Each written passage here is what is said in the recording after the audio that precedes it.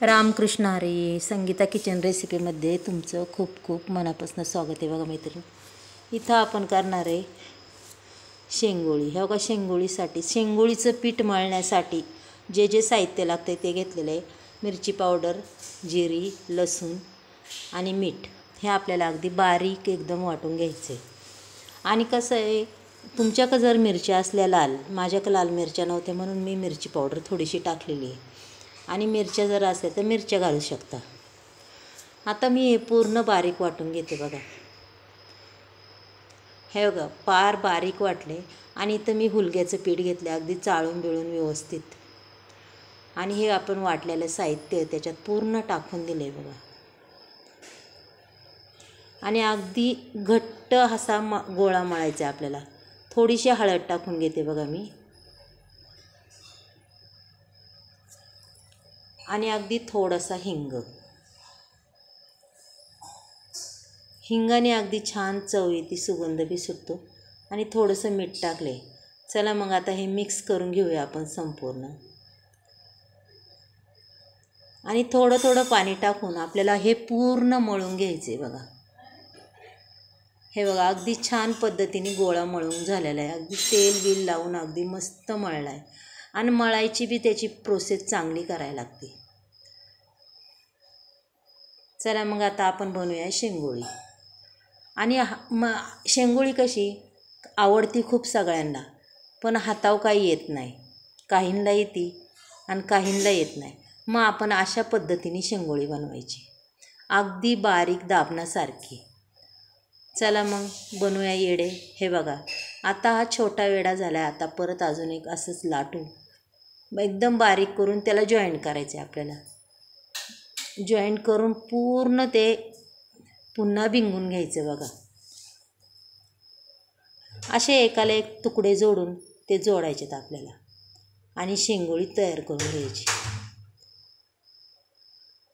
मग तुम्ही सांगा, शेंगोळी कशी वाटते तुम्हाला ही आजची? आपल्याला तर शेंगोळी येत नाही करता, मग अशा पद्धतीने शेंगोळी करायची. आणि एवढी सुंदर होती ना बघा, खूप सुंदर. अगदी म्हणन तेवढी बारीक करता येते.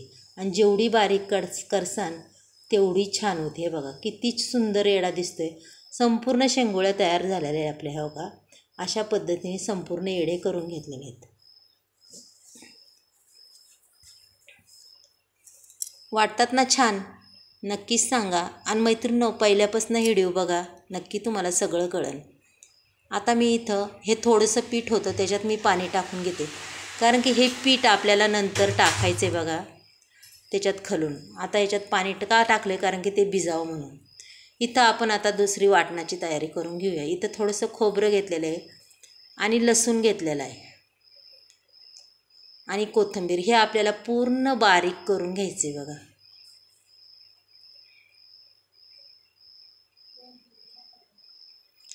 आणि शेंगोळी करायचं खास कारण काय, मी ना माझ्या भाषिका आलेली आहे, तिला खूप शेंगोळी खाऊशी वाटली ती. मग ती मला म्हणली, चला मामी आज शेंगोळी बनवा. बरं म्हणलं, चला मग बनवते शेंगोळी. कारण की त्यांना येत नाही बनवता. शेंगोळी तर आवडती, पण शेंगोळी काय बनवता येत नाही. इथं मी कुकर ठेवलेला आहे. कुकरमध्ये तेल टाकलं आहे आणि अजूनही आपण थोडं तेल टाकूया. बघा,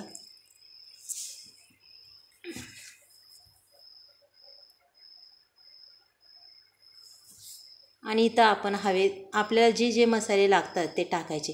आणि शेंगोळी ही तिखट करायची नाही, अगदी कमी तिखटच करायची. शेंगोळी कधीही तिखट करायची नाही. इथं मी जे वाटून घेतलं आहे ते टाकलं आहे. बघा, ते अगदी छान पद्धतीने आपल्याला परतून घ्यायचं आहे. अगदी त्याचा कच्चापणा दूर करायचा आहे. कढीपत्ता आणि ते संपूर्ण मिक्स करायचे. बघा, आणि आता इथं मी जे मसाले घेतलेले आहे ते बी घेते टाकून. ते बी अगदी चांगल्या पद्धतीने आपल्याला हलवून घ्यायच्यात. अगदी तेल सुटेपर्यंत हलवायचे. बघा, अशा पद्धतीने हलवून घ्यायचं. आणि जे भांडं आपण वाटलं होतं ते भांडं धुवून मी टाकलेलं आहे त्याच्यात.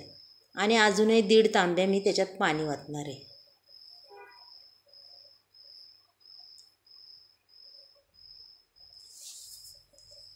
रंग बी बघा किती सुंदर आलेला आहे. भाजीला रंग बी एवढा छान येतो, खूप छान येतो. बघा, आणि तर चवीनुसार मी मीठ टाकून घेते.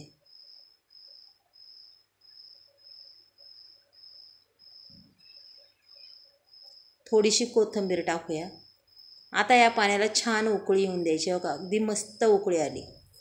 आता आपल्याला याच्यात सोडून द्यायच्यात ते शेंगोळीचे येडे. संपूर्ण अगदी चौखून टाकायचे, ते एका जाग्यावर टाकायचे नाही. हे बघा संपूर्ण अगदी फिरवून मी हे येडे टाकून घेते.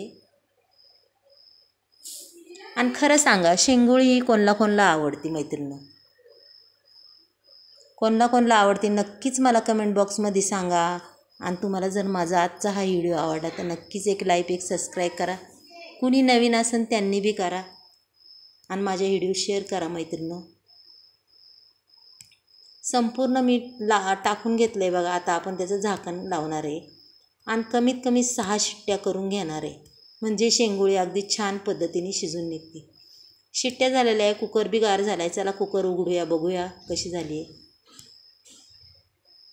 हे बघा पाणी तर भरपूर आटलेलं आहे. बघा किती पाणी राहिलं आहे. आणि आपण जे पीठ ठेवलं होतं आता ते मी संपूर्ण खलून घेते बघा आणि त्याच्यात ओतून देणार आहे. अशा पद्धतीने ओतून द्यायचं आणि कमीत कमी त्याला 5-1 मिनटं शिजवायचं. आता थोडंसं शेंगदाण्याचा कूट टाकते. म्हणजे 1 चमच्याचं माप मी टाकून देते बघा.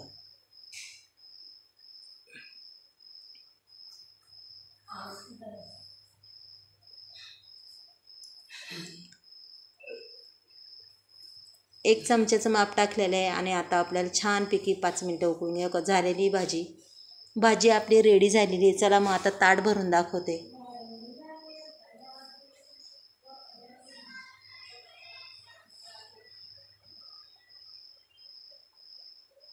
अगदी गावरान पद्धतीचं हे जेवण आहे.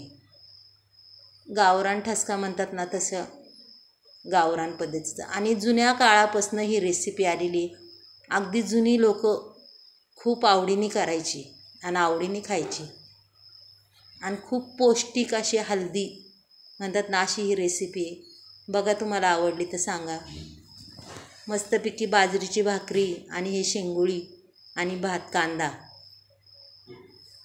आणि खरं सांगू का, माझ्या भाषेला एवढी शेंगोळी आवडली की तिने नुसती शेंगोळी खाल्ली. चला मग उद्या भेटूया. बाय.